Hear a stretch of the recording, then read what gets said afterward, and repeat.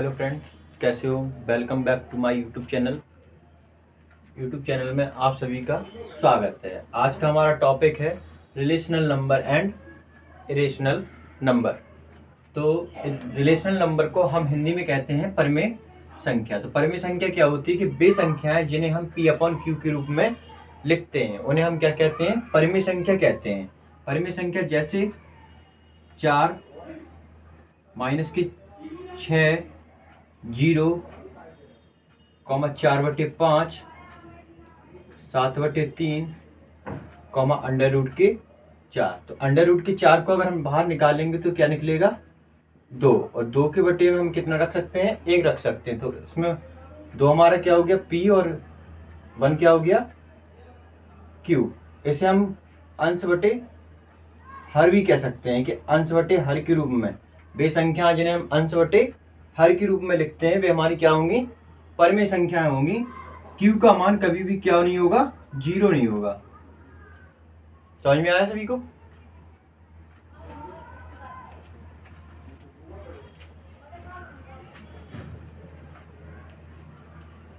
तो जैसा कि हमने पहले सीखा था कि रिलेशनल नंबर क्या होता है, रेशनल नंबर क्या होता है, परिमेय संख्याएं। अब हम सीखेंगे इरेशनल नंबर यानी कि अपरिमेय संख्याएं। तो अपरिमेय संख्याएं क्या होती हैं कि वे संख्याएं जिन्हें हम P अपॉन Q के रूप में नहीं लिखते हैं वे हमारी क्या होंगी, अपरिमेय संख्याएं कहलाती हैं।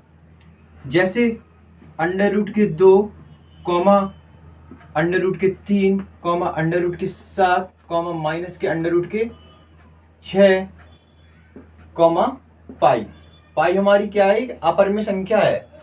तो जैसा कि अपरिमेय संख्या में हमने सीखा था कि अपरिमेय संख्या कैसे कहते हैं कि जिन्हें हम P अपॉन Q के रूप में नहीं लिखते हैं उन्हें हम क्या कहते हैं, अपरिमेय संख्या कहते हैं। तो उनके कुछ महत्वपूर्ण तथ्य हैं कि यदि कोई धन पूर्णांक किसी संख्या का पूर्ण वर्ग नहीं है तो उस धन पूर्णांक का वर्गमूल सदैव एक अपरिमेय संख्या होगा। दूसरा पॉइंट है कि यदि कोई धन पूर्णांक किसी संख्या का पूर्ण घन नहीं है तो उस घन पूर्णांक का वर्गमूल घनमूल सदैव एक अपरिमेय संख्या होती है। तीसरा पॉइंट है यदि x एक अपरिमेय संख्या है तो माइनस के x भी एक अपरिमेय संख्या होगा। ये बात नोट कर लेना कि यदि x एक अपरिमेय संख्या है तो माइनस के x भी एक अपरिमेय संख्या ही होगा। यदि वर्गमूल का प्रयोग सदैव धनात्मक वर्गमूल के लिए किया जाता है तो यद्यपि 9 के लिए 2 वर्गमूल होंगे, या तो वो धनात्मक होगा या फिर ऋणात्मक होगा। यदि वो धनात्मक है तो परंतु